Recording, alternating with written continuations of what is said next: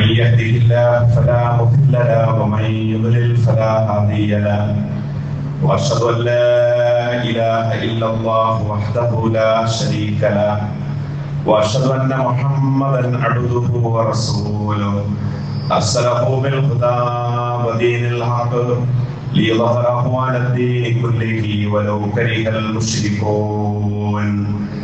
اللهم صل على محمد وعلى آل محمد كما صليت على إبراهيم وعلى آل إبراهيم إنك حميد مجيد. اللهم بارك على محمد وعلى آل محمد كما باركت على إبراهيم وعلى آل إبراهيم إنك حميد مجيد. إن أريد إلا الإصلاح ما استطعت وما توفيقي إلا بالله عليه توكلت وإليه أنيب. اللهم رب اشرح لي صدري ويسر لي أمري واحلل عقدة من لساني يفقهوا قولي. يا أيها الناس اتقوا ربكم الذي خلقكم من نفس واحدة وخلق منها زوجها وبث منهما رجالا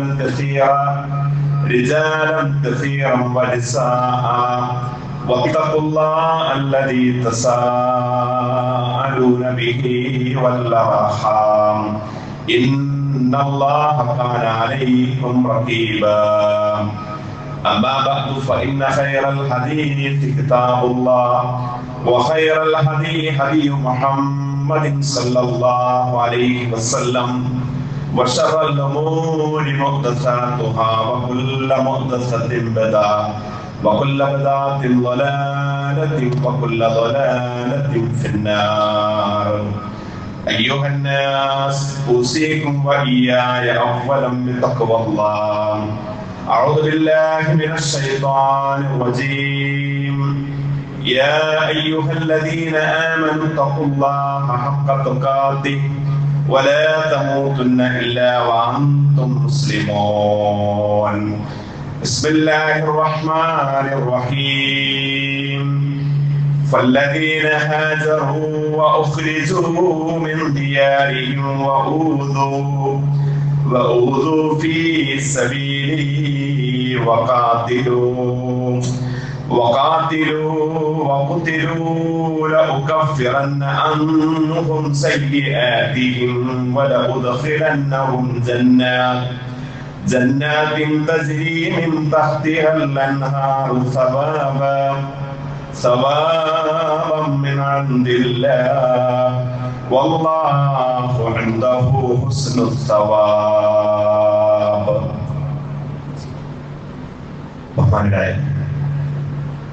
വിശ്വാസികളെ ജീവിതത്തിലെ എല്ലാ സന്ദർഭങ്ങളിലും സത്താവും നിയന്താവുമായ അല്ലാഹുവിന്റെ കൽപ്പനാ നിർദ്ദേശങ്ങൾക്ക് ആജ്ഞാനുവർത്തികളായി ജീവിതാന്ത്യം വരെ ഈമാനും തഖ്വയും നിലനിർത്തി അല്ലാഹുവിന്റെ ഇഷ്ടവും പൊരുത്തവും നേടിയെടുക്കുവാൻ പരമാവധി യത്നിക്കണമേ എന്ന് ആമുഖമായി സ്വന്തത്തോടും അതോടൊപ്പം നിങ്ങൾ ഓരോരുത്തരോടും ഓർമ്മപ്പെടുത്തുകയാണ് വസീയത്ത് ചെയ്യുക. അല്ലാഹു അത്തരം ഭാഗ്യശാലികളിൽ മുത്തഖികളിൽ വിശ്വ മുവഹിദുകളിൽ നമ്മെല്ലാവരെയും ഉൾപ്പെടുത്തി അനുഗ്രഹിക്കുമാറാവട്ടെ. ഇസ്ലാമിക ചരിത്രത്തിൽ ഏറ്റവും ശ്രദ്ധേയമായ പ്രധാനപ്പെട്ട ഒരു സംഭവമായിരുന്നു പ്രവാചകൻ മുഹമ്മദ് മുസ്തഫ സല്ലല്ലാഹു അലൈഹി വസല്ലമയുടെ മദീനത്തേക്കുള്ള ഹിജ്റ എന്ന് പറയുന്നത്. ഭാഷാപരമായിട്ട് ഹിജ്റ എന്ന് പറഞ്ഞാൽ ഒരു നാട്ടിൽ നിന്ന് മറ്റൊരു നാട്ടിലേക്കുള്ള യാത്രക്കാണ് അങ്ങനെ പറയാറുള്ളത്.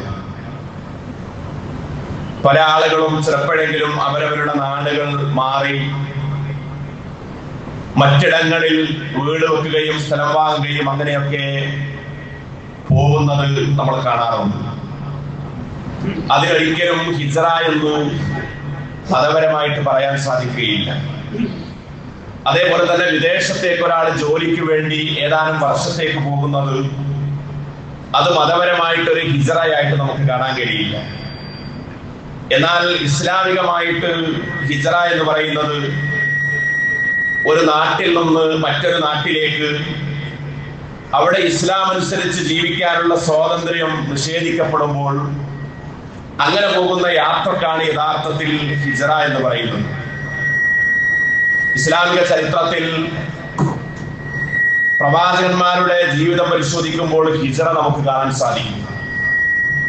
ഇബ്രാഹിം നബി അലൈഹിസ്സലാത്തു വസ്സലാമയും മൂസാ നബി അലൈഹിസ്സലാത്തു വസ്സലാമയും ഒക്കെ സ്വന്തം ദീനും പ്രബോധനവും നടത്താൻ കഴിയാതെ സ്വന്തം നാട്ടിൽ നിന്ന് മറ്റു നാട്ടിലേക്ക് ഹിജറ പോയത് നമുക്ക് കാണാൻ സാധിക്കും ചരിത്രത്തിൽ.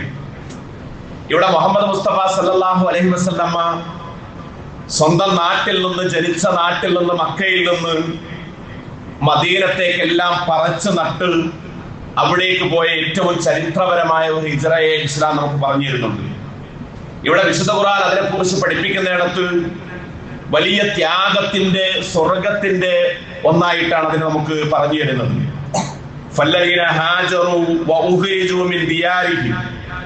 ഒരു വിഭാഗം ആളുകൾ അവരവരുടെ വീടുകൾ വിട്ട് മറ്റൊരു നാട്ടിലേക്ക് പുറത്താക്കപ്പെടുന്നു. എന്റെ മാർഗത്തിൽ അവർ ഒരുപാട് പ്രയാസങ്ങൾ, പീഡനങ്ങൾ അനുഭവിക്കുകയും ചെയ്യുന്നു. അതോടൊപ്പം വഖാതലു വഖുതിലു, അവർ അള്ളാഹുവിന്റെ മാർഗത്തിൽ യുദ്ധം ചെയ്യുകയും കൊല്ലപ്പെടുകയും ചെയ്യുന്നു. ലൗകഫിറന്ന അൻഹും സയ്യിആതിഹിം, അങ്ങനെയുള്ള ആളുകൾക്ക് അവരുടെ പാപങ്ങൾ നമ്മൾ പുറത്തു കൊടുക്കും. വലൗദഖിലന്നഹും ജന്നാത്തിൻ തജ്രി മിൻ തഹ്തിഹൽ അൻഹാർ, അവർക്ക് പകരമായിട്ട് താഴ്ഭാഗത്തുകൂടെ നദികൾ, അരുവികൾ ഒഴുകുന്ന സ്വർഗം നമ്മൾ നൽകുകയും ചെയ്യും.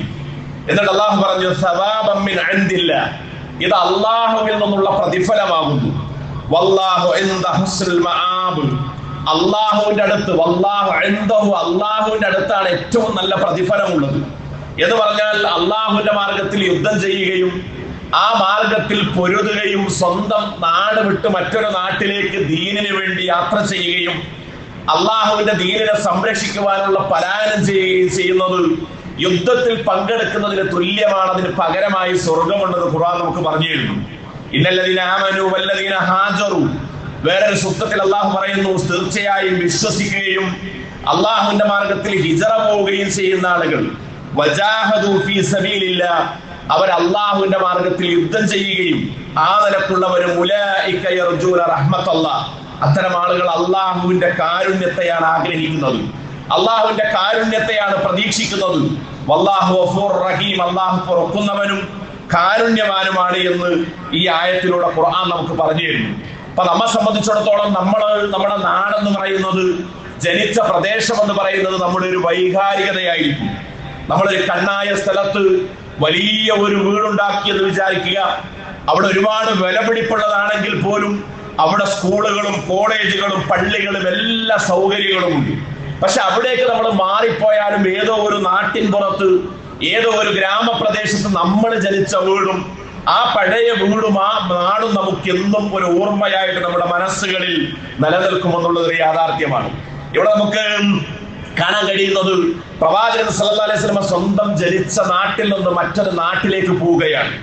ആ പോകുന്ന സമയത്ത് റസൂൽ കരീം സല്ലല്ലാഹു അലൈഹി വസല്ലം മക്കയുടെ അതിർത്തി പ്രദേശത്തെത്തുന്ന സമയത്ത് അതിർത്തി വിടുന്ന ആ പരിധിയിലെത്തുമ്പോ പ്രവാചകൻ മക്ക നാടിനോട് വളരെ സങ്കടത്തോടു കൂടി യാത്ര പറഞ്ഞു. മക്ക, നീ എനിക്ക് ഏറ്റവും പ്രിയപ്പെട്ട നാടാണ്, നീ എന്റെ ജനിച്ച പെറ്റുമ്മയാണ്, എന്റെ മാതാവാണ്. ഞാൻ ഇവിടെ നിന്ന് പോകുന്നതിൽ എനിക്ക് സങ്കടമുണ്ട്, എനിക്ക് ആദിയും എനിക്ക് പ്രയാസവുമുണ്ട്. ഈ നാടെന്നെ ഒഴിവാക്കിയിട്ടില്ലെങ്കിൽ ഞാൻ ഇവിടെ നിന്ന് പോകുമായിരുന്നല്ലെന്ന് പറഞ്ഞ സങ്കടത്തോടു കൂടി മക്കയോട് റസൂൽ കരീം സല്ലല്ലാഹു അലൈഹി വസല്ലം പറഞ്ഞതായിട്ട് നമുക്ക് കാണാൻ കഴിയുന്നു. പ്രവാചകൻ സല്ലല്ലാഹു അലൈഹി വസല്ലം വന്നത്, ജനിച്ചത് മക്കയിലാണ്. ആ മക്ക എന്ന് പറയുന്നത് കഅബ നിർമ്മിക്കപ്പെട്ടത് ആ മക്ക പ്രദേശത്താണ്. അതുകൊണ്ട് തന്നെ ആ മക്ക എന്നും ആളുകളുടെ മനസ്സുകളിൽ സ്ഥാനം പിടിച്ചൊരു മണ്ണായിരുന്നു. അവിടെ പ്രസിദ്ധി നേടിയിരുന്നു, എല്ലാവർക്കും അറിയാവുന്ന സ്ഥലമായിരുന്നു മക്ക. അതുകൊണ്ട് തന്നെ ധാരാളക്കണക്കിന് ആളുകൾ ആ മക്കയെ ലക്ഷ്യമാക്കി വരാറുണ്ടായിരുന്നു. കഅബയിലേക്ക് അവിടെ തവാഫ് ചെയ്യാനും അവിടെ ഇബാദത്ത് ചെയ്യുവാനും ഒക്കെ വരാറുണ്ടായിരുന്നു. ആ നാട്ടിലാണ് പ്രവാചകൻ സല്ലല്ലാഹു അലൈഹി വസല്ലം ജനിക്കുന്നത്. ജനിക്കുന്ന അന്ന് മുതൽ തന്നെ വളരെ ഏറ്റവും നല്ല ഒരു വ്യക്തിത്വമായിട്ട് റസൂൽ കരീം സല്ലല്ലാഹു അലൈഹി വസല്ലമ വളർന്നു. 40 വയസ്സ് വരെ പ്രവാചകൻ സല്ലല്ലാഹു അലൈഹി വസല്ലമ ആ നാട്ടുകാരുടെ കണ്ണിലുണ്ടിയായിരുന്നു. പ്രവാചകനെ എല്ലാവരും വിളിച്ച പേര് സ്വാദിഖുൽ അമീൻ, സത്യസന്ധൻ, അൽ അമീൻ എന്നായിരുന്നു, വിശ്വസ്തൻ എന്നായിരുന്നു. 40 തികയുമ്പോൾ ജബലുൻ നൂറിന്റെ മുകളിൽ ഹിറാ ഗുഹയ്ക്കുള്ളിൽ പ്രവാചകൻ സല്ലല്ലാഹു അലൈഹി വസല്ലമക്ക് വഹീ കിട്ടുന്ന സമയം, നുബുവത്ത് കിട്ടുന്ന സമയത്ത് റസൂൽ സല്ലല്ലാഹു അലൈഹി വസല്ലമ പേടിച്ചുകൊണ്ടാണ് തന്റെ സഹധർമ്മിണിയുടെ അടുത്തേക്ക് വരുന്നത്. അവിടെ വന്നിട്ട് ഭാര്യയോട് പറഞ്ഞു, ഖദീജ ഉമ്മയോട് പറഞ്ഞു, സമ്മിലൂനി യാ ഖദീജ, ഖദീജ എനിക്ക് പുതപ്പിട്ട് മൂടിത്തരണം. ഖശീതു അലാ നഫ്സി, എന്റെ നഫ്സിന്റെ മേൽ ഞാൻ ഭയപ്പെട്ടിരിക്കുന്നു. ഖദീജ റളിയല്ലാഹു അൻഹ സ്നേഹത്തിന്റെ വായ്പകൾ കൊണ്ട് അവരെ സമാശ്വസിപ്പിച്ചു. പ്രവാചകന്റെ ശരീരത്തിൽ തടവി എല്ലാ നിലക്കുമുള്ള സമാധാനത്തിന്റെ സാന്ത്വനത്തിന്റെ വാക്കുകൾ പകർന്നു നൽകി. അങ്ങനെ കിടന്ന് ആ ഒരു സമയത്താണ് ഖദീജ റളിയല്ലാഹു അൻഹ അവിടെ വേദപണ്ഡിതനായ തന്റെ ബന്ധു കൂടിയായ ബറഖത്ത് ബിൻ നൗഫലിന്റെ അടുത്തേക്ക് ചെല്ലുന്നത്. ഇങ്ങനെയുണ്ടായ സംഭവത്തെ കുറിച്ച് വിശദീകരിച്ചപ്പോ അവിടുന്ന് ബറഖത്ത് ബിൻ നൗഫൽ പറഞ്ഞു, എനിക്ക് തീർച്ചയായിട്ടും എനിക്ക് ഉറപ്പുണ്ട്, ആ വന്നത് മലക്ക് ജിബ്രീൽ അലൈഹിസ്സലാത്തു വസ്സലാമയാണ്. അദ്ദേഹമാണ് വന്നത്. പ്രവാചകൻ മുഹമ്മദ് ഇന്നു മുതൽ പ്രവാചകനായിരിക്കുന്നു സല്ലല്ലാഹു അലൈഹി വസല്ലം. അങ്ങനെ ആ ഒരു സന്തോഷ വാർത്ത പറഞ്ഞു കൊടുക്കുന്നു. അങ്ങനെ പിന്നീട് റസൂലുള്ളാഹി സ്വല്ലല്ലാഹു അലൈഹി വസല്ലമ വറക്കയെ കഅബയുടെ പരിസരത്ത് വെച്ച് കാണുന്നുണ്ട്. ഈ സമയത്ത് വറഖത്ത് ബിൻ നൗഫൽ പ്രവാചകൻ സല്ലല്ലാഹു അലൈഹി വസല്ലമയോട് പറഞ്ഞു, താങ്കൾ ഈ നാട്ടിൽ നിന്ന് പുറത്താക്കപ്പെടും, താങ്കൾ ഈ നാട്ടിൽ നിന്ന് ആട്ടിയോടിക്കപ്പെടും. റസൂൽ സല്ലല്ലാഹു അലൈഹി വസല്ലം ചോദിച്ചു, ഞാൻ എന്റെ നാട്ടിൽ നിന്ന് പുറത്താക്കപ്പെടുകയോ? അപ്പൊ വറഖത്ത് ബിൻ നൗഫൽ പറഞ്ഞു, ലം യഅതി റജുലുൻ ബിമാ ജിഅത ബിഹി ഇല്ലാ ഊദിയ, ഇത്തരത്തിലുള്ള സത്യവുമായി ലോകത്ത് ഏതൊക്കെ ദൂതന്മാർ പ്രവാചകന്മാർ കടന്നു വന്നിട്ടുണ്ടോ അവരൊന്നും അവരുടെ നാട്ടിൽ നിന്ന് ഉപദ്രവിക്കപ്പെടാതിരുന്നിട്ടില്ല, ഇത്തരത്തിലുള്ള പീഡനങ്ങൾക്ക് വിധേയരാവാതിരുന്നിട്ടില്ല. ഇബ്രാഹിം നബി അലൈഹിസ്സലാത്തു വസ്സലാം, നോഹ നബി അലൈഹിസ്സലാത്തു വസ്സലാം, ഈസാ അലൈഹിസ്സലാമയും മൂസ അലൈഹിസ്സലാത്തു വസ്സലാമയും സക്കരിയ നബി അലൈഹിസ്സലാത്തു വസ്സലാമയും യഹ്യ അലൈഹിസ്സലാത്തു വസ്സലാമയും തുടങ്ങി എല്ലാവരും ഈ പീഡനങ്ങൾക്ക് വിധേയമായിട്ടുണ്ട്. എന്നിട്ട് അവിടുന്ന് പറഞ്ഞു, വറക്ക, ഞാനെന്ന് ജീവിച്ചിരിപ്പുണ്ടെങ്കിൽ ഞാൻ താങ്കളെ സഹായിക്കും എന്ന് പറഞ്ഞിട്ട് അവിടുന്ന് പിന്തുണ കൊടുത്തു. പക്ഷെ അദ്ദേഹം വളരെ പെട്ടെന്ന് മരണപ്പെട്ടു എന്നുള്ളത് ചരിത്രത്തിൽ നമുക്ക് കാണാൻ കഴിയുന്നു. പ്രവാചകൻ സല്ലല്ലാഹു അലൈഹി വസല്ലമയുടെ ജീവിതത്തിൽ ഒരുപാട് പ്രതിബന്ധങ്ങൾ ഉണ്ടായി. നുബുവത്തിന്റെ ആദ്യത്തെ 3 വർഷം അദ്ദേഹം ഊരവിലക്ക്, അദ്ദേഹവും കുടുംബവും ഒക്കെ അവിടുന്ന് തടവിലാക്കപ്പെട്ടു. അവരെ ഊരവിലക്ക് പ്രഖ്യാപിച്ചു. ശഅബ് അബൂ ത്വാലിബ് എന്ന് പറയുന്ന പർവ്വതത്തിന്റെ മുകളിൽ, സഫാ കുന്നിന്റെ തൊട്ടടുത്തുള്ള പർവ്വതത്തിന്റെ മുകളിൽ ബനു ഹാഷിമിനെയും ബനു അബ്ദുൽ മുത്തലിബിനെയും ബനു അബ്ദു മനാഫിനെയും ഒക്കെ ഊരുമലക്ക് പ്രഖ്യാപിച്ച് ആ മലക്ക് മുകളിൽ ഖുറൈശികൾ കൊണ്ടാക്കി. നമ്മൾ ആലോചിക്കൂ, റസൂലുള്ളാഹി സ്വല്ലല്ലാഹു അലൈഹി വസല്ലമയുടെ ആ പ്രയാസത്തിന്റെ ചരിത്രം വായിക്കുമ്പോൾ അവരൊക്കെ ആടുകൾ ഭക്ഷിക്കുന്നത് പോലെ ഭക്ഷണം കഴിഞ്ഞ് അവസാനം എല്ലാം തീർന്ന് പച്ചിലയും പച്ചവെള്ളവും കുടിച്ച് ആടുകൾ കാഷ്ടിക്കുന്നത് പോലെ കാഷ്ടിച്ചു എന്നുള്ളത് ചരിത്രമാണ്. എന്ന് പറഞ്ഞാൽ ഒരുപാട് പ്രയാസങ്ങളും ദുരിതങ്ങളും അവർക്കുണ്ടായി. ആ കാലഘട്ടത്തിൽ ഇസ്ലാമിലേക്ക് കടന്നു വന്ന ആളുകൾ അടിമകളായിരുന്നു. ആരോരും അറിയാത്ത, ആരാരും സഹായിക്കാനില്ലാത്ത അടിമകൾ, ആ ഏറ്റവും താഴേക്കിടയിലുള്ള ആളുകളാണ് ഇസ്ലാമിലേക്ക് കടന്നു വന്നത്. ബിലാൽ റളിയല്ലാഹു അൻഹു ഉണ്ടായിരുന്നു, യാസിറും അമ്മാറും ഹുബൈബും ഹബ്ബാബും സുമയ്യയും റളിയല്ലാഹു അൻഹു, ഇവരൊക്കെയാണ് ആദ്യ കാലഘട്ടത്തിൽ ഇസ്ലാമിലേക്ക് വന്നത്. അങ്ങനെ ഇസ്ലാം ഇങ്ങനെ വളരെ ദുർബലമായി ഇങ്ങനെ വളർന്നു വന്ന് പ്രവാചകൻ സല്ലല്ലാഹു അലൈഹി വസല്ലം രാത്രിയുടെ മറവിലൊക്കെ പാത്തും പതങ്ങിയും ഒളിഞ്ഞും മറഞ്ഞുമൊക്കെ ഇസ്ലാമിന് ആളുകൾക്ക് പകർന്നു കൊടുത്തു. അങ്ങനെ അതിന്റെ തുടക്കത്തിൽ ഇസ്ലാമിലേക്ക് കടന്നു വന്ന അർഖം ഇബ്നു അർഖം റളിയല്ലാഹു അൻഹു, അദ്ദേഹം പ്രവാചകൻ സല്ലല്ലാഹു അലൈഹി വസല്ലമയോട് പറഞ്ഞു, പ്രവാചകരെ, സഫാ കുന്നിന്റെ അടുത്തുള്ള എന്റെ വീട് താങ്കൾക്ക് ദീനിന്റെ ദഅവത്തിന് വേണ്ടി ഞാൻ ഒഴിഞ്ഞു തരികയാണ്. ഞാൻ എന്റെ കുടുംബവും മറ്റൊരു ഭാഗത്ത് എവിടെയെങ്കിലും താമസിച്ചു കൊള്ളാം, ദീനീ മാർഗത്തിൽ ഞാനിതാ നിങ്ങൾക്ക് സമർപ്പിക്കുന്നു. ആ ഭാഗത്തേക്ക് പെട്ടെന്നൊന്നും ആളുകൾക്ക് വരികയില്ല, ശത്രുക്കൾ വരാൻ സാധ്യതയില്ലാത്തത് കൊണ്ട് ഈ വീട് റസൂൽ സല്ലല്ലാഹു അലൈഹി വസല്ലമക്ക് ഏറെ സഹായകരമായി, ആശ്വാസമായി. ആ വീട്ടിന്റെ ഉള്ളിലാണ് പ്രവാചകൻ സല്ലല്ലാഹു അലൈഹി വസല്ലം രാത്രിയും മറഞ്ഞുമൊക്കെ ഖുർആനും ദീനും ഒക്കെ തന്നെ ഈ അനുയായികൾക്ക് പഠിപ്പിച്ചു കൊടുത്തത്. അങ്ങനെ ആദ്യഘട്ടത്തിൽ ഇസ്ലാമിലേക്ക് ഹംസത്ത് ഇബ്നു അബ്ദുൽ മുത്തലിബ് റളിയല്ലാഹു അൻഹു കടന്നു വന്നു. അദ്ദേഹം വന്നതോടുകൂടി പ്രവാചകൻ ഒരു ശക്തിയായി. ആ ഖുറൈശികൾക്കിടയിൽ, ആ നാട്ടുകാർക്കിടയിൽ ഏറെ ശക്തനായിരുന്നു. റസൂലുള്ളാഹി സ്വല്ലല്ലാഹു അലൈഹി വസല്ലമയുടെ പിതൃവ്യൻ ഹംസത്ത് ബിൻ അബ്ദുൽ മുത്തലിബ് റളിയല്ലാഹു അൻഹു. അത് കഴിഞ്ഞ് പിന്നെ ഇസ്ലാമിലേക്ക് വരുന്നത് ഏറ്റവും വലിയ പേടി സ്വപ്നമായിരുന്ന, അവിടെ ഉണ്ടായിരുന്ന മുഴുവൻ ആളുകളും പേടിയോടുകൂടി കണ്ടിരുന്ന ഉമർ ഇബ്നുൽ ഖത്താബ് റളിയല്ലാഹു അൻഹു ആയിരുന്നു. അദ്ദേഹം ഇസ്ലാമിലേക്ക് വരുന്നതിന് മുമ്പ് ഇസ്ലാമിന്റെ ബദ്ധവൈരിയായി ഇസ്ലാമിനെതിരിൽ പ്രചരണം നടത്തി അവിടുത്തെ ഏറ്റവും വലിയ വീരപരാക്രമിയായിരുന്നു. അദ്ദേഹം ഒരു ദിവസം തീരുമാനിച്ചു, മുഹമ്മദിന്റെ തലയെടുത്തിട്ടേ കാര്യമുള്ളൂ. ഈ മുഹമ്മദ് നാട്ടിൽ പ്രവാചകനായി വന്നതിൽ പിന്നെ ആളുകൾക്കിടയിൽ ഭിന്നിപ്പുണ്ടാവാൻ തുടങ്ങി, ആളുകൾക്കിടയിൽ ശത്രുതയുണ്ടാവാൻ തുടങ്ങി, ആളുകളെ തമ്മിൽ തെറ്റിക്കാൻ തുടങ്ങി. അതുകൊണ്ട് ആ മുഹമ്മദിന്റെ തലയെടുത്തിട്ടേ ബാക്കി കാര്യമുള്ളൂ എന്ന് തീരുമാനിച്ചു. അങ്ങനെ വീട്ടിൽ നിന്ന് തന്റെ വാളുമെടുത്ത് തന്റെ വാഹനപ്പുറത്ത് ഉമർ റളിയല്ലാഹു അൻഹു കടന്നു വരികയാണ്.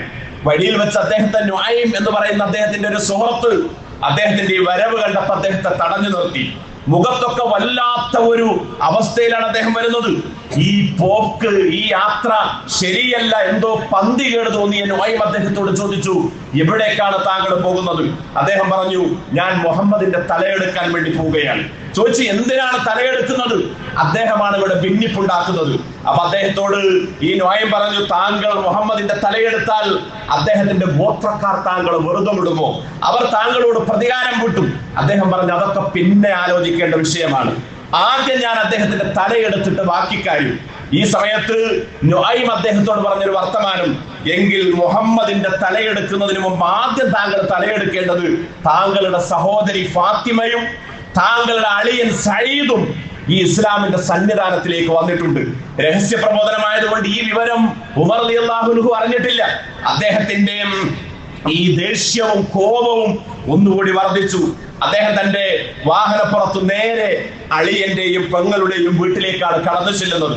അവിടെ ചെന്ന് നോക്കിയപ്പോ അവിടെ വീടിന്റെ വാതിലടച്ച് ഉള്ളിൽ നിന്ന് എന്തോ ഒരു ഓത്തുപോലെ പാരായണം പോലെ കേൾക്കുന്നു. ഇത് കേട്ടപ്പോൾ തന്നെ അദ്ദേഹത്തിന് വളരെ ദേഷ്യവും അവരോട് കോപവും വർദ്ധിച്ചു. അദ്ദേഹം വാതിലിൽ മുട്ടി. വാതിൽ തുറന്നത് സഹോദരി ഫാത്തിമയായിരുന്നു. ഫാത്തിമയോട് ഉമർ റളിയല്ലാഹു അൻഹു ചോദിച്ചു, എന്താണ് ഞാൻ അവിടെ കേട്ട ശബ്ദം? ഈ സമയത്ത് അവിടെ നിന്ന് ഫാത്തിമ പറഞ്ഞു, റളിയല്ലാഹു അൻഹു, താങ്കൾക്ക് സഹോദര തോന്നിയതായിരിക്കും, ഇവിടെ പ്രത്യേകിച്ചൊന്നും നടന്നിട്ടില്ല. വീണ്ടും ഉമർ ചോദിച്ചപ്പോ മറുപടി ശരിയല്ലെന്ന് തോന്നിയപ്പോ മുഖത്തടിച്ചു. താഴേക്ക് വീഴുന്നു. തടയാൻ വേണ്ടി വന്ന അളിയനെയും ഉപദ്രവിക്കുന്നു, അടിക്കുന്നു. ഈ സമയത്ത് ഇവർക്ക് ഖുർആൻ പഠിപ്പിച്ചു കൊടുത്തുകൊണ്ടിരുന്ന ഹബ്ബാബ് റളിയല്ലാഹു അൻഹു ഏതൊരു ഭാഗത്ത് പോയിട്ട് ഒളിച്ചിരുന്നു. കാര്യം വന്നിരിക്കുന്നത് ഉമറാണ്. എന്തും സംഭവിക്കാൻ, ജീവൻ വരെ അവതാളത്തിലായി പോകാൻ സാധ്യതയുണ്ട്. ഈ സമയത്ത് ഫാത്തിമ ഈ സഹോദരന്റെ മുമ്പിൽ, ഉമറിന്റെ മുമ്പിൽ പറഞ്ഞു, അല്ല സഹോദര, ഞങ്ങൾ സത്യത്തിൽ ഇസ്ലാം സ്വീകരിച്ചിരിക്കുന്നു. ഞങ്ങൾ ഇവിടെ ഓതിയിരുന്നത് വിശുദ്ധ ഖുർആനായിരുന്നു. അതുകൊണ്ട് താങ്കൾ ഇവിടെ വെച്ച് ഞങ്ങളെ വധിച്ചാലും ഈ വിശ്വാസത്തിൽ നിന്ന് പിന്തിരിയുന്ന പ്രശ്നമില്ല. ഇത്രയുമായപ്പോഴത്തേന് ഉമർ റളിയല്ലാഹുവിന്റെ മനസ്സിൽ മാനസാന്തരമുണ്ടായി. അദ്ദേഹത്തിന്റെ മനസ്സൊന്ന് തണുത്തു. എങ്കിൽ എന്താണ് നിങ്ങൾ ഓതിയത്, എനിക്കൊന്ന് കാണിച്ചു തരൂ. അദ്ദേഹം പറഞ്ഞു, നിങ്ങളൊന്ന് കുളിച്ച് വൃത്തിയായി ഒന്ന് സമാധാനത്തിൽ വരൂ, ഞങ്ങളത് തരാം. അങ്ങനെ അദ്ദേഹം അല്പസമയം കഴിഞ്ഞ് മടങ്ങി വന്ന് ഈ ഓതിയ ഖുർആനിന്റെ ഏട് അദ്ദേഹത്തിന്റെ കയ്യിലേക്ക് കൊടുത്തു. ഉമർ റളിയല്ലാഹുവിന്റെ കയ്യിലേക്ക് കൊടുത്തു. ഉമർ റളിയല്ലാഹു അൻഹു വായിക്കുകയാണ്. എന്താണ് ഓതി കൊടുത്തിരുന്നത്? വിശുദ്ധ ഖുർആനിലെ ഒരു അധ്യായത്തിന്റെ തുടക്കമായിരുന്നു, ത്വാഹ മാ അൻസൽനാ അലൈക്കൽ ഖുർആന ലിതശ്കാ ഇല്ലാ തദ്കിറതൻ ലിമൻ യഖ്ശാ തൻസീലം മിമ്മൻ ഖലഖൽ അർള വസ്സമാവാതിൽ ഉലാ. ത്വാഹ മുഹമ്മദ് നബിയെ, മാ അൻസൽനാ അലൈക്കൽ ഖുർആന ലിതശ്കാ, ഈ ഖുർആൻ താങ്കൾക്ക് അവതരിപ്പിച്ചു തന്നിരിക്കുന്നത് താങ്കൾ കഷ്ടപ്പെടുന്നതിന് വേണ്ടിയല്ല, താങ്കൾ ബുദ്ധിമുട്ടുന്നതിന് വേണ്ടിയല്ല. ഇല്ലാ തദ്കിറതൻ ലിമൻ യഖ്ശാ, അല്ലാഹുവിനെ പേടിക്കുന്നവർക്ക്, അല്ലാഹുവിനെ ഭയപ്പെടുന്നവർക്ക് ഇതൊരു ഉത്ബോധനമാണ്. എവിടെ നിന്നാണ് ഇത് അവതരിച്ചതെന്നോ, തൻസീലം മിമ്മൻ ഖലഖൽ അർള വസ്സമാവാതിൽ ഉലാ, ആകാശങ്ങളുടെയും ഭൂമിയുടെയും സൃഷ്ടാവായ അല്ലാഹുവിൽ നിന്ന് അവതരിപ്പിക്കപ്പെട്ടതാണ് ഈ ഗ്രന്ഥം എന്ന് തുടങ്ങിയ ഈ വാക്യങ്ങൾ ഉമർ റളിയല്ലാഹുവിനെ വല്ലാതെ കൂരിത്തരിപ്പിച്ചു. അദ്ദേഹം ആലോചിച്ചു, ഇത്ര നല്ല വാക്യങ്ങൾ ഉണ്ടായിട്ട് ഇതിനെയാണോ ഞാൻ എതിർത്തിരുന്നത്? ഇത്രയുമായപ്പോഴത്തേന് അദ്ദേഹത്തിന്റെ മനസ്സിൽ നിന്ന് അടുത്ത ചോദ്യം, എങ്കിൽ മുഹമ്മദ് നബി സല്ലല്ലാഹു അലൈഹി വസല്ലം എവിടെയാണ്? ഇതുവരെ മുഹമ്മദിന്റെ തലയെടുക്കാൻ എന്ന് പറഞ്ഞ ഉമറിന്റെ മനസ്സിൽ നിന്ന് വാക്ക് മാറി. എവിടെയാണ് മുഹമ്മദ് നബി സല്ലല്ലാഹു അലൈഹി വസല്ലം? അവിടുന്ന് അദ്ദേഹം അവർ പറഞ്ഞു, അർക്കമിന്റെ വീട്ടിൽ റളിയല്ലാഹുവിന്റെ വീട്ടിൽ ഖുർആൻ പഠിപ്പിച്ചു കൊടുത്തുകൊണ്ടിരിക്കുകയാണ്. നേരെ ഉമർ റളിയല്ലാഹു അൻഹു അർക്കം റളിയല്ലാഹുവിന്റെ വീട്ടിനെ ലക്ഷ്യമാക്കി അവിടെ നിന്ന് തന്റെ വാഹനപ്പുറത്ത് സഞ്ചാരം ആരംഭിച്ചു. വീട്ടിന്റെ മുറ്റത്തെത്തി. അവിടെയും വാതിലടച്ച് റസൂൽ സല്ലല്ലാഹു അലൈഹി വസല്ലം തന്റെ ഈ അടിമകളെ പോലെയുള്ള ആളുകൾ, വിശ്വാസത്തിലേക്ക് വന്നവർക്ക് ഖുർആൻ പഠിപ്പിച്ചു കൊടുത്തുകൊണ്ടിരിക്കുന്നു. ഉമർ റളിയല്ലാഹു അൻഹു അവിടെ നിന്ന് ഉറക്കെ വിളിച്ചു. ഉള്ളിലുള്ളവരൊക്കെ ഭയപ്പെട്ടു. പുറത്തു നിന്ന് വിളിക്കുന്നത് ഉമറാണ്, എന്തും സംഭവിക്കാം. ഹംസത്ത് ബിൻ അബ്ദുൽ മുത്തലിബ് റളിയല്ലാഹു അൻഹു ആ വീട്ടിലുണ്ടായിരുന്നു. അദ്ദേഹം ഖുർആൻ പഠിക്കുന്നുണ്ടായിരുന്നു. അദ്ദേഹം വാതിൽ തുറന്നു. തന്റെ വാളിങ്ങനെ ഉയർത്തിപ്പിടിച്ചിട്ട് വാളും പിടിച്ച് നിൽക്കുന്ന ഉമർ റളിയല്ലാഹു അൻഹുവിനോട് പറഞ്ഞു, താങ്കൾ വന്നത് നല്ല ലക്ഷ്യത്തിലാണെങ്കിൽ ഇങ്ങോട്ടേക്ക് പ്രവേശിക്കാം. താങ്കൾക്ക് അഹ്ലൻ മർഹബൻ ബിക്, താങ്കൾക്ക് ഇങ്ങോട്ട് സ്വാഗതമുണ്ട്. എന്തെങ്കിലും മോശമായ ലക്ഷ്യത്തിലാണ്, ഗൂഢമായ ലക്ഷ്യത്തിലാണ് വന്നതെങ്കിൽ താങ്കളുടെ കഥ ഞാൻ കേൾക്കുമെന്ന് ഈ ഹംസ റളിയല്ലാഹു അൻഹു പറയുമ്പോൾ വളരെ വിനീതനായിട്ട് ചരിത്രത്തിൽ നമുക്ക് കാണാൻ കഴിയും. ഉമർ റളിയല്ലാഹു അൻഹു തന്റെ വാള് നിലത്ത് വെച്ച് ആ വീട്ടിന്റെ ഉള്ളിലേക്ക് പ്രവേശിക്കുകയാണ്. പ്രവാചകൻ സല്ലല്ലാഹു അലൈഹി വസല്ലമയുടെ വലതുകരം പിടിച്ച് അദ്ദേഹം പ്രഖ്യാപിച്ചു, അഷ്ഹദു അല്ലാ ഇലാഹ ഇല്ലല്ലാഹ് വ അഷ്ഹദു അന്ന മുഹമ്മദർ റസൂലുള്ളാഹ്. അവിടെ ഉണ്ടായിരുന്ന മുഴുവൻ ആളുകളും ഉറക്കെ പ്രഖ്യാപിച്ചു, അല്ലാഹു അക്ബർ, അല്ലാഹു അക്ബർ, അല്ലാഹു അക്ബർ, അല്ലാഹുവാണ് വലിയവൻ. നമ്മൾ ആലോചിക്കും പ്രിയപ്പെട്ടവരെ, ചരിത്രത്തിൽ മക്കയിൽ ഉണ്ടായിരുന്ന ആളുകൾ പറഞ്ഞിരുന്നത്, ഖത്താബിന്റെ കഴുത ഇസ്ലാം സ്വീകരിച്ചാലും ഉമർ ഇസ്ലാം സ്വീകരിക്കില്ലെന്ന് പറഞ്ഞ ആ ഉമർ റളിയല്ലാഹു അൻഹുവിനെ മാറ്റിയത് വിശുദ്ധ ഖുർആനിലെ ഏതാനും ചില ആയത്തുകളായിരുന്നു. അങ്ങനെ ഉമർ റളിയല്ലാഹു അൻഹു കൂടെ കടന്നു വന്നതോടുകൂടി ഉമർ റളിയല്ലാഹു അൻഹു നബിയോട് ചോദിക്കുന്ന ഒരു ചോദ്യമുണ്ട്, പ്രവാചകരെ, നിങ്ങൾ സത്യത്തിൽ ഈ പ്രചരിപ്പിക്കുന്നത്, ഈ പഠിപ്പിക്കുന്നത് അള്ളാഹുവിന്റെ കലാമല്ലേ, അള്ളാഹുവിന്റെ വചനമല്ലേ? പിന്നെന്തിനാണ് ഇത് ഒളിഞ്ഞും മറഞ്ഞും ഒക്കെ ആളുകളോട് പറയുന്നത്? നമുക്ക് പരസ്യമായിട്ട് ഇത് പറഞ്ഞുകൂടെ? അതെ, അതോടുകൂടി പരസ്യ പ്രബോധനത്തിലേക്ക് പ്രവേശിക്കുകയാണ്. അങ്ങനെ അതാ അവിടെ കഅബയുടെ മുമ്പിൽ ഒരു ദിവസം പ്രവാചകൻ സല്ലല്ലാഹു അലൈഹി വസല്ലം തന്റെ വിശ്വാസികളെ മുഴുവൻ ഒരുമിച്ച് കൂട്ടി. വളരെ കുറഞ്ഞ ആളുകൾ 2 ലൈനായിട്ട് ആ കഅബക്ക് ചുറ്റിലൂടെയും ഇതാ ഒരു മാർച്ച് വരുന്നു, ഒരു പ്രകടനം വരുന്നു. ആ പ്രകടനത്തിൽ 2 ലൈനിൽ ഒന്നാമത്തെ വരിയിൽ വലതുഭാഗത്ത് നിൽക്കുന്നത് ഉമർ ഇബ്നുൽ ഖത്താബ് റളിയല്ലാഹു അൻഹു, രണ്ടാമത്തെ ലൈനിൽ മുന്നിൽ നിൽക്കുന്നത് ഹംസത്ത് ബിൻ അബ്ദുൽ മുത്തലിബ് റളിയല്ലാഹു അൻഹു. അവരിങ്ങനെ ഉറക്കെ പറഞ്ഞു വരുന്നു, അഷ്ഹദു അല്ലാ ഇലാഹ ഇല്ലല്ലാഹ് വ അഷ്ഹദു അന്ന മുഹമ്മദർ റസൂലുള്ളാഹ്. കഅബയുടെ പരിസരത്ത് നിന്നിരുന്ന അബൂജഹലും അബൂ സുഫിയാനും ഉത്ബയും ശൈബയും വലീദും അടക്കമുള്ള നാട്ടിലെ മുഴുവൻ പ്രമാണിമാരും വളരെ ഭയപ്പാടോടുകൂടിയാണ് ഇത് നോക്കിക്കണ്ടത്. അതോടുകൂടി പരസ്യ പ്രബോധനം തുടങ്ങി. റസൂലുള്ളാഹി സ്വല്ലല്ലാഹു അലൈഹി വസല്ലം കുറച്ച് ആളുകളെ അബസീനിയയിലേക്ക്, എത്യോപ്യയിലേക്ക് ഹിജ്റ പറഞ്ഞയക്കുന്നു. ബാക്കിയുള്ള ആളുകൾ അവിടെ വളരെ പ്രയാസത്തിലും എല്ലാ ത്യാഗവും സഹിച്ചുകൊണ്ട് അള്ളാഹുവിന്റെ മാർഗത്തിൽ പൊരുതി അതിന് പ്രബോധനം നടത്തി. ആളുകൾ ഇങ്ങനെ പതുക്കെ പതുക്കെ ഇസ്ലാമിലേക്ക് വരാൻ തുടങ്ങി. അങ്ങനെ അവസാനം 13 വർഷം കഴിഞ്ഞ്, 13 വർഷം തീരുമ്പോഴാണ് റസൂലുള്ളാഹി സ്വല്ലല്ലാഹു അലൈഹി വസല്ലം മദീനത്തേക്ക് ഹിജ്റ പോകുന്നത്. എന്ന് പറഞ്ഞാൽ ഈ ശത്രുക്കളുടെ ഉപദ്രവങ്ങളും ഈ ബുദ്ധിമുട്ടിപ്പിക്കലും ഒക്കെ വർദ്ധിച്ച സമയത്ത് റസൂൽ സല്ലല്ലാഹു അലൈഹി വസല്ലമക്ക് അനുവാദം കിട്ടി മദീനത്തേക്ക് ഹിജ്റ പോകാൻ. മദീനയിൽ നിന്ന് ഹജ്ജിന് വന്ന ആളുകൾ റസൂലുള്ളാഹിയുമായിട്ട് ഉടമ്പടി നടത്തി, സന്ധിയിൽ ഏർപ്പെട്ടു.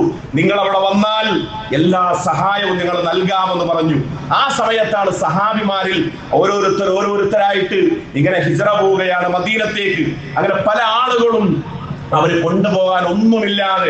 നമ്മൾ ആലോചിക്കേണ്ടത് ചെറിയൊരു ചരിത്രമല്ല, ഹൃദയം പിളർത്തുന്ന ചരിത്രമാണ്. എല്ലാം ഉപേക്ഷിച്ചിട്ടാണ് അവർ പോകുന്നത്.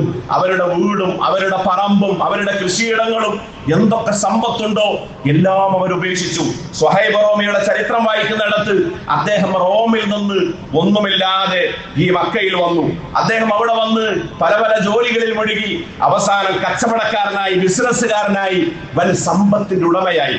അദ്ദേഹം പോകുന്ന സമയത്ത് അദ്ദേഹത്തിന്റെ കയ്യിൽ കൊണ്ടുപോകാൻ പറ്റുന്ന കുറച്ച് മാത്രം അദ്ദേഹം കീസുകളിലെടുത്തു. ഇതും ആ ശത്രുക്കൾ തടഞ്ഞിട്ട് പറഞ്ഞു, അവരോട് പറഞ്ഞു, എല്ലാം ഇവിടെ ഉപേക്ഷിച്ചിട്ട് പോകണം. അദ്ദേഹം പറഞ്ഞു, എന്റേത് മുഴുവൻ ഇവിടെ ഉണ്ട്, എന്റെ തോട്ടങ്ങളുണ്ട്, എന്റെ വീടുണ്ട്, എന്റെ മറ്റു വസ്തുവകകളൊക്കെ ഉണ്ട്, എന്റെ ആടുമാടൊട്ടകങ്ങളുണ്ട്. പക്ഷെ അദ്ദേഹത്തോട് അവർ പറഞ്ഞു, ഒന്നും കൊണ്ടുപോകാൻ പാടില്ല. നീ വെറും കൈയുമായിട്ട് ഇവിടെ വന്നിട്ടുണ്ടെങ്കിൽ വെറും കൈയുമായിട്ട് തിരിച്ചു പോകണം. ശൂന്യ കൈയുമായിട്ട് സ്വഹൈബ് റോമി റളിയല്ലാഹു അൻഹു മദീനത്തെത്തിയപ്പോൾ റസൂൽ സല്ലല്ലാഹു അലൈഹി വസല്ലമക്ക് വഹി കിട്ടി. എന്താണ് ആ വഹി? റബിഹൽ മാലു യാ അബാ യഹ്യ, താങ്കളുടെ കച്ചവടം ഇതാ വിജയിച്ചിരിക്കുന്നു. വൻ ലാഭത്തിലെത്തിയിരിക്കുന്നു. എന്നിട്ട് വിശുദ്ധ ഖുർആനിലെ ഒരു ആയത്ത് റസൂൽ സല്ലല്ലാഹു അലൈഹി വസല്ലം അദ്ദേഹത്തിന് ഓതി കൊടുക്കുകയാണ്. ഇന്നല്ലാഹ അശ്തറാ മിനൽ മുഅ്മിനീന അൻഫുസഹും വഅംവാലഹും ബിഅന്ന ലഹുമുൽ ജന്ന. തീർച്ചയായും അല്ലാഹു ചില ആളുകളിൽ നിന്നും, അവരുടെ വിശ്വാസികളിൽ നിന്നും, അവരുടെ ശരീരവും അവരുടെ സമ്പത്തും വാങ്ങിയിരിക്കുന്നു. അതിന് പകരമായിട്ട് കൊടുക്കുന്നത് ബിഅന്ന ലഹുമുൽ ജന്ന, അവർക്ക് പകരമായിട്ട് സ്വർഗ്ഗമാണ് കൊടുക്കുന്നത്. ശരീരത്തെ അല്ല വാങ്ങി, സമ്പത്തിനെ അല്ല വാങ്ങി. ആ കച്ചവടം വലിയ വിജയത്തിലെത്തിയിരിക്കുന്നു എന്ന് ശുഐബ് റൂമി റളിയല്ലാഹു അൻഹുവിന്റെ മുമ്പിൽ പ്രവാചകൻ സല്ലല്ലാഹു അലൈഹി വസല്ലം നമുക്ക് പറഞ്ഞതായി കാണാൻ കഴിയുന്നു. പ്രിയപ്പെട്ടവരെ, നമ്മെ സംബന്ധിച്ചിടത്തോളം ഇവിടെ ഈ ഹിജ്റ എന്ന് പറയുന്നത് വലിയ ത്യാഗത്തിന്റെ ചരിത്രമാണ്. റസൂൽ കരീം സല്ലല്ലാഹു അലൈഹി വസല്ലമയെ അവസാനമായിട്ട് ഹിജ്റ പോകുന്നത് റസൂലുള്ളാഹി സ്വല്ലല്ലാഹു അലൈഹി വസല്ലമയാണ്. ഒരു 2-3 ആളുകൾ സഹാബിമാരിൽ നിന്ന് ബാക്കിയുണ്ട്. അലി റളിയല്ലാഹു അൻഹു, അബൂബക്കർ സിദ്ദീഖ് റളിയല്ലാഹു അൻഹുവിനെ പോലെ ഒറ്റപ്പെട്ട ആളുകൾ അല്ലാത്തവരൊക്കെ മദീനയിലെത്തി. ഇനി അവസാനം പോവാനുള്ള അനുവാദം റസൂൽ സല്ലല്ലാഹു അലൈഹി വസല്ലമക്ക് കിട്ടി. അങ്ങനെ പ്രവാചകൻ സല്ലല്ലാഹു അലൈഹി വസല്ലമ അബൂബക്കർ റളിയല്ലാഹു അൻഹുവിന്റെ വീട്ടിൽ വന്നു. അദ്ദേഹത്തെയും കൂടെ കൂട്ടുകയാണ്. ഈ സമയത്ത് മക്കയിലെ ദാറുൻ നദ്വയിൽ ഖുറൈശികൾ വലിയ ഗൂഢാലോചന നടത്തുന്നു. എന്താണ് അവർ നടത്തിയത്? മുഹമ്മദിനെ ഇവിടെ വെച്ച് വധിക്കണം എന്ന തീരുമാനത്തിലാണ് അവരെത്തിയത്. പല നിലക്ക് അവർ തീരുമാനങ്ങൾ എടുത്തു. ചിലര് പറഞ്ഞു നമുക്ക് നാട് കടത്താം, ചിലര് പറഞ്ഞു തടവിലാക്കാം. എന്നാൽ അബൂജഹലിന്റെ ശാഠ്യം മുഹമ്മദിനെ ഇവിടെ വെച്ച് കൊന്നുകളയണം, തലയെടുക്കണം. അങ്ങനെ ഖുറൈശികളിലെ 12 ഗോത്രങ്ങളിൽ നിന്ന് ഓരോരുത്തർ ശക്തന്മാരായ മല്ലന്മാരായ ആളുകൾ അന്ന് രാത്രി റസൂലുള്ളാഹിയെ വധിക്കാൻ വീട് വളഞ്ഞു. ആ ദിവസം പ്രവാചകൻ സല്ലല്ലാഹു അലൈഹി വസല്ലമ തന്റെ പിതൃവ്യപുത്രൻ അലി റളിയല്ലാഹു അൻഹുവിനെ വിരിപ്പിൽ കിടത്തി അവിടുന്ന് രാത്രി അള്ളാഹുവിന്റെ സഹായത്താൽ രക്ഷപ്പെടുകയാണ്. ചരിത്രത്തിൽ കാണാൻ കഴിയുന്നു, സൗർ ഗുഹയിൽ 3 ദിവസം അവർ ചെലവഴിച്ചു. അത് കഴിഞ്ഞിട്ടാണ് മദീനത്തേക്ക് പോകുന്നത്. പറഞ്ഞു വരുന്നതിന്റെ താല്പര്യം എന്താണെന്ന് ചോദിച്ചാൽ, റസൂൽ കരീം സല്ലല്ലാഹു അലൈഹി വസല്ലമയും അവിടുത്തെ സഹാബത്തുമൊക്കെ അള്ളാഹുവിന്റെ സ്വർഗത്തിന് വേണ്ടി, അള്ളാഹുവിന്റെ ദീനിനെ സംരക്ഷിക്കാൻ വേണ്ടി എല്ലാം ഉപേക്ഷിച്ച് ഒഴിവാക്കിയിട്ട് പോയിട്ടുണ്ടെങ്കിൽ നമ്മുടെ ജീവിതത്തിൽ നമുക്കുള്ള ഹിജ്റ എന്താണ്? നമ്മുടെ ഹിജ്റ എന്താണ്? പ്രിയമുള്ളവരെ, നമ്മുടെ ഹിജ്റ എന്ന് പറയുന്നത് എന്തൊരു തെറ്റും തിന്മയും ഉണ്ടോ അതിനെതിരിൽ നമ്മൾ പ്രവർത്തിക്കുക, നമ്മുടെ ജീവിതത്തിൽ അത് വരാതിരിക്കാൻ വേണ്ടി ശ്രദ്ധിക്കുക. റസൂലുള്ളാഹി സ്വല്ലല്ലാഹു അലൈഹി വസല്ലം ആരാണ് മുഹാജിർ എന്ന് പറഞ്ഞിടത്ത് പറഞ്ഞു, അൽ മുഹാജിറു മൻ ഹജറ മാ നഹല്ലാഹു അൻഹു. മുഹാജിർ എന്ന് പറഞ്ഞാൽ അള്ളാഹ് വിരോധിച്ച എല്ലാ കാര്യങ്ങളും ഒഴിവാക്കുന്നവനാണ് മുഹാജിർ എന്ന് പറയുന്നത്. അപ്പൊ നമ്മൾ ജീവിക്കുന്ന നാട്, ചുറ്റുപാട്, നമ്മുടെ വീട്, അതേപോലെ തന്നെ കുടുംബം, അവിടെയൊക്കെ ചിലപ്പോൾ തിന്മകൾ വരാനുള്ള സാധ്യതയുണ്ട്. ജീവിക്കുന്ന നാട്ടിൽ ഒരുപാട് തിന്മകളുടെ ഈ അതിപ്രസരം നമുക്ക് കാണാൻ കഴിയും. അപ്പൊ നമ്മളും അതിനോട് സമരസപ്പെട്ട് അതിലേക്ക് സാദൃശ്യപ്പെട്ട് അതിന്റെ ആളുകളായി മാറലല്ല. ഒരു തിന്മ കാണുമ്പോൾ അതിൽ നിന്ന് അള്ളാഹു വിരോധിച്ചതാണെങ്കിൽ, അതിൽ നിന്ന് അത് ഹറാമാണെങ്കിൽ അവിടുന്ന് ഒഴിഞ്ഞു പോവുക. അപ്പൊ നമ്മൾ ജോലി ചെയ്യുന്നിടത്ത് എല്ലാ ഹറാമുകളും ഉണ്ട്. അപ്പൊ ഞാൻ എങ്ങനെ അവിടുന്ന് ഒഴിവായി പോകും? എനിക്ക് എന്റെ ശമ്പളം, എന്റെ സാലറി, എന്റെ കുടുംബം എന്ന ചിന്തക്കപ്പുറത്ത് അവിടെ നിന്ന് അത് ഉപേക്ഷിച്ച് അള്ളാഹ്ക്ക് വേണ്ടി എല്ലാം ഉപേക്ഷിക്കുക എന്നതാണ് യഥാർത്ഥത്തിൽ ഹിജ്റ എന്ന് പറയുന്നത്. നാട്ടിൽ എന്തെങ്കിലുമൊക്കെ തിന്മകൾ നടക്കുമ്പോൾ അവിടെയൊക്കെ നമ്മളത് കാണുമ്പോൾ നമ്മൾ അതിൽ രാജിയാവുക, നമ്മൾ അതിനോട് പൊരുത്തപ്പെടുക. അതല്ല ഒരു വിശ്വാസിയെ സംബന്ധിച്ചിടത്തോളം. എല്ലാ തിന്മകളിൽ നിന്നും വിട്ടുന്നത് അള്ളാഹു ഖുർആനിലെ മറ്റൊരു സ്ഥലത്ത് ചോദിക്കുന്നുണ്ട്. നിങ്ങൾക്ക് നാളെ പരലോകത്ത് നരകത്തിലേക്ക് അവരെറിയപ്പെടുന്ന സമയത്ത് അവരോട് ചോദിക്കും, നിങ്ങൾ എന്തേ ആ തിന്മകളുടെ കൂട്ടത്തിൽ നിങ്ങളും ജീവിച്ചത്? നിങ്ങൾക്ക് അവിടം വിട്ട് മറ്റു നാടുകൾ വിശാലമായിരുന്നില്ലേ അള്ളാഹുവിന്റെ ഭൂമി? ഈ ഭൂമിയിലേക്ക് എവിടേക്കെങ്കിലും നിങ്ങൾക്ക് യാത്ര ചെയ്യാമായിരുന്നില്ലേ എന്ന് ചോദിക്കുന്ന ചോദ്യത്തെ കുറിച്ച് ഖുർആൻ നമുക്ക് പറഞ്ഞു തരുന്നുണ്ട്. അതുകൊണ്ട് തന്നെ നമ്മുടെ ജീവിതത്തിൽ പ്രവാചകൻ സല്ലല്ലാഹു അലൈഹി വസല്ലമയുടെ ഹിജ്റയും അവിടുത്തെ ആ ത്യാഗോജനമായ പ്രവർത്തനങ്ങളും ഒക്കെ തന്നെയും അത് സ്വർഗത്തിന് വേണ്ടിയായിരുന്നു. അതിന് പകരം അല്ലാഹു അവർക്ക് വാഗ്ദാനം ചെയ്തത് സ്വർഗമാണ് എന്നുള്ള തിരിച്ചറിവിൽ നമ്മുടെ ജീവിതത്തിലും ഇത്തരം ചരിത്രങ്ങളും പാഠങ്ങളും ഒക്കെ ഒരു പരിധിവരെ കൊണ്ടുവരാൻ ശ്രമിക്കുമ്പോൾ അവിടെയൊക്കെ നമുക്ക് ഈമാനികമായിട്ട് പരിവേഷവും ശക്തിയും ഉണ്ടാക്കിയെടുക്കാൻ സാധിക്കും. ആ രൂപത്തിലൊക്കെ ചിന്തിച്ച് ആലോചിച്ച് ജീവിതത്തെ ധന്യമാക്കുന്ന മുത്തഖികളിൽ, മുബഹിദുകളിൽ അല്ലാഹു എല്ലാവരെയും ഉൾപ്പെടുത്തി അനുഗ്രഹിക്കുമാറാവട്ടെ. അഖൂലു ഖൗലി ഹാദാ അസ്തഗ്ഫിറുല്ലാഹ ലി വലക്കും വസ്തഗ്ഫിറൂ ഇന്നഹു ഹുവൽ ഗഫൂറുർ റഹീം.